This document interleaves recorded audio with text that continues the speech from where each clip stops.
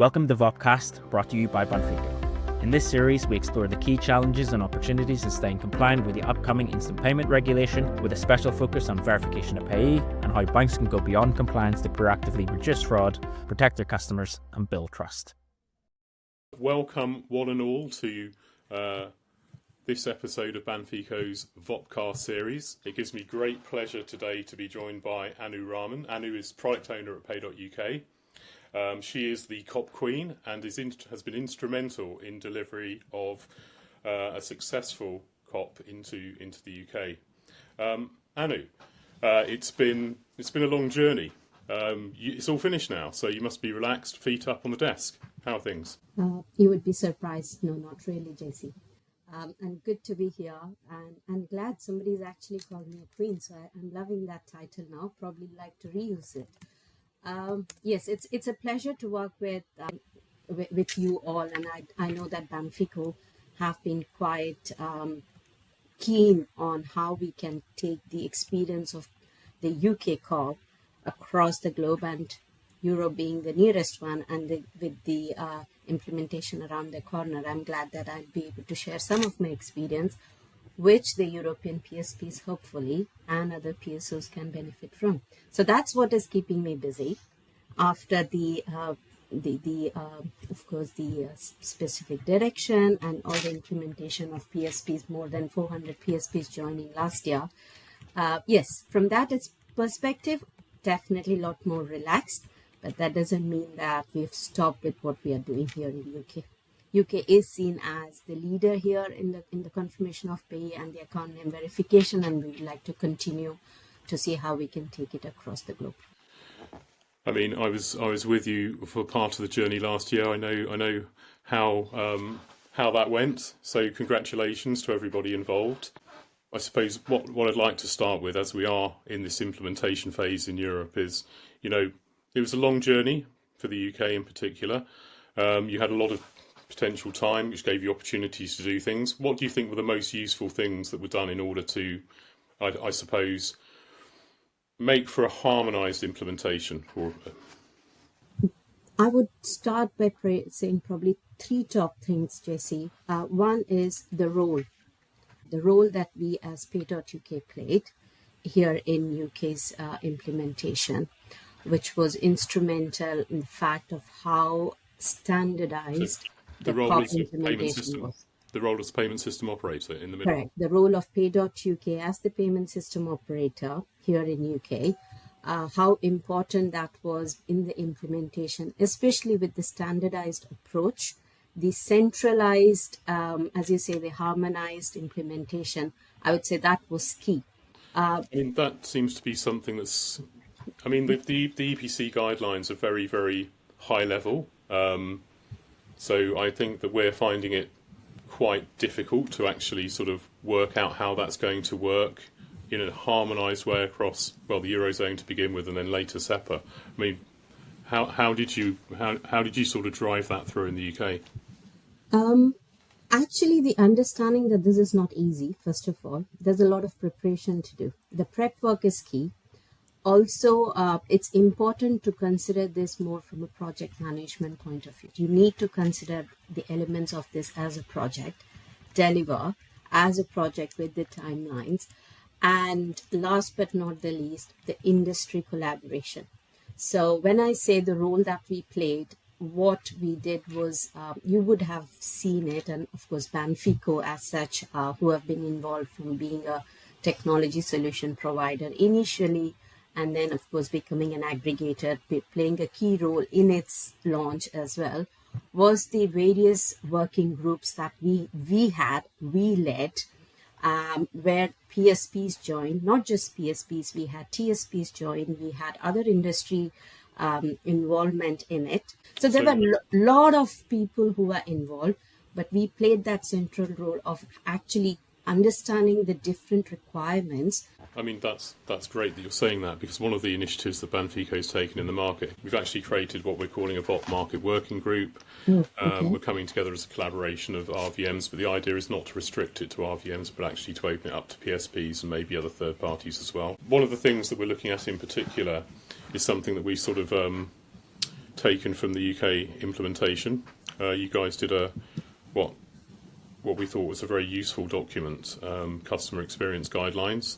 Could you maybe, without me sort of spilling the beans, could you maybe take us through why you created that document and how that's helped the industry? I would say that was the only document we created. Actually, if you think back, it's now nearly 5 years. So over the years, the kind of documentation that we have created, and that's the standardized approach that it was key. So the customer experience guidelines that you are referring to obviously is more focused towards end user, but through the PSPs and the TSPs who are supporting. So you have a chain here. It's not just one organization. You have a chain, and the importance of understanding what is each organization's role and responsibility, ultimately benefiting and addressing the end user detriments. So that customer experience guidelines kind of says what works well, what has worked well, what could be considered, because at the end of the day, you want the product to be successful, and the so success it's not prescriptive then? It's not a Sorry? prescriptive document. It's just it really is a set of guidelines, because the whole market does seem to have adopted it, which is gratifying. We can be prescriptive, but it came back from the industry that they didn't want it to be too prescriptive, because coming back, they know their customers better, right? We are centrally there. We can see each customer's behavior, but we can't be advising a lot across to the end users. So yes, prescriptive, highly recommended is how I would say, or suggested guideline, but calling out the best practices, and that was the key. We were calling out and saying over the years, the implementation, if we had seen something in phase 1, as you all remember, what actually worked, we call that out, and how it can be visual effects can be easier. You want the same kind of a response coming back. So whether you go to a bank A or a bank B, you want the same response to be seen. You don't want. So those were the kind of things that's important for PSPs to understand. Completely. I mean, I'm sure that you have more than one bank account. I certainly do. You know, so when I'm using my different bank accounts, I don't want a completely different look and feel for doing the same process. Anyway, going back to our working group, that's an area where we're trying to work together in collaboration with other RVMs to deliver a sort of, again, a set of guidelines. And of course, the other things that you did was, didn't you actually set sort of match levels in terms of the percentages? There's a lot that's gone again. So if Banfico is leading these working groups and coming up with these guidelines, I would already say you're taking the right steps and you're going to make it easier for the industry. Yes, again, coming back to the point that a product is only successful if it delivers what it's supposed to. The outcome has to be there. So a COP to be successful, you don't want to end up having no matches. There has to be a certain level of yes matches. If everything's going to be around no matches, why? Because everyone is reading the responses differently. You're leading to one bank gives you a yes match versus another bank gives you a no match, and the third bank is giving you a close match. You definitely don't want that. So there was a minimum requirement that Pay.UK had set on how to go about. And this again goes back to the very initial days where we had to look at what are the type of names? What is it that is across the industry? How can we come up with matching rate response that would be covering each of the scenarios? So whether it's a business customer, whether it's a personal customer, some use a trading account, some don't use. How do you allow that joint name account criteria? How do you do a matching? And that's the same behavior. How do you look at salutations? How do you look at abbreviations? So a lot of things that went to saying this is what you need. There really is a lot there. And if you can, okay, so we're talking about the UK market. If you multiply that by all the countries in Europe, then, you know, you've really got a very complex set of requirements for name matching. It goes back to the preparation again. And the preparation of each PSP needs to understand, and that's another thing I would always call out is considering, of course, we can talk about UK being a peer-to-peer model, the model that we have got, the actual implementation is with the PSPs. They need to understand what their customer data is all about. How good is their data, the cleansing of that data to allow for a standardized matching. And that again, here in UK, it was probably more challenging from the fact that you had lots of banks that had legacy system, they had multiple systems where you had the data. In your case, it could be different countries and Oh different no, banks using. that challenge definitely still exists. So one way we came away with that, we created minimum standards, right? It wasn't the best, but it was the minimum standards we required the organization to compete with. And we supported it with lots of test packs that were created by Pay.UK to help with the testing, different scenario testing, each of the scenario, whether if it was a personal account, whether it was an account that is switched, what kind of a response you. So each of the scenario, we created a test pack and then consolidated all the test packs. So all of those are available in your sandbox once someone signs on. So test packs, customer experience guidelines, and also quite a few other guides that we prepared of how a directory works, the user setup, how does the front look like, what does the back end look like, how do you add customer, how do you add more details, how do you add separate fields. So guides on directory, guides on simulator, operating guide. We created quite a lot of documents that could help the industry.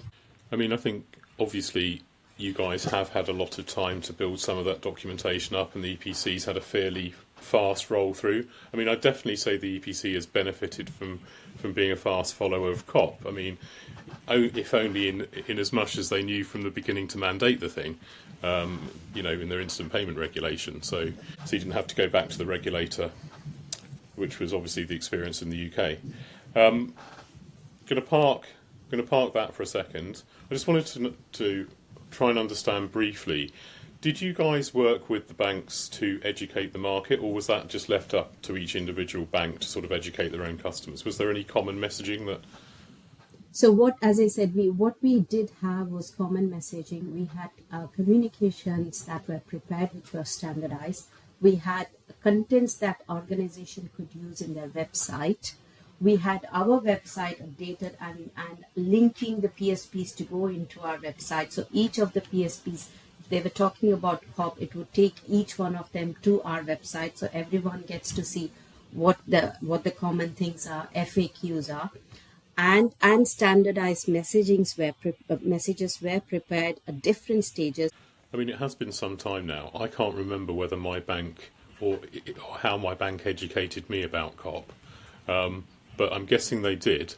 Did you guys sort of drive that as well? So yes, So if you wear the hat of a bank, starts off from the fact that they need to look at their customer requirements, which includes their terms and conditions that they have. They had to inform them perhaps 90 days beforehand. But there was no sort of blanket advertising campaign telling people that this was coming. They may not have done it in the newspapers or adverts, but they definitely had it in their websites. Yeah. They definitely sent out messages to their customers through email. And they had things saying, you would notice that as of so-and-so date, you would be seeing this additional check that we are inputting. So those standardized wordings were provided, but then it was left to the PSPs to adapt to the language they wanted. But however, the message would be the same, saying COP is coming, COP is giving you this extra check before you go ahead and make the payment. These are the kind of 4 responses you would see. And when they were implementing in their channels, for example, whether it's your banking or your web, you also had that good to know kind of a help guideline, and that was standardized again. So if you click on that, it would say, what does it mean? Why am I doing this check? What does it mean for me? Again, standardized. So quite a lot of this was provided by Pay.UK as a suggested guidelines and a recommendation to help with end user communication. Anish, thank you so much for taking time out of your busy schedule to join us. I'll let you get back to your COP empire. Thank you, and a pleasure. And do share if there are any guidelines you come up with. And obviously, we're always learning. If there's something we can learn from you all, then we're happy to do so. So do share anything you come up with, or you create artifacts that could be utilized by us. We're more than happy to look into it. Thank you for watching this episode of the VOPCast. For more information or to schedule a demo, contact our experts at VOP@banfico.com. Don't miss the next episode. We'll be back with more insights to help you meet the October deadline.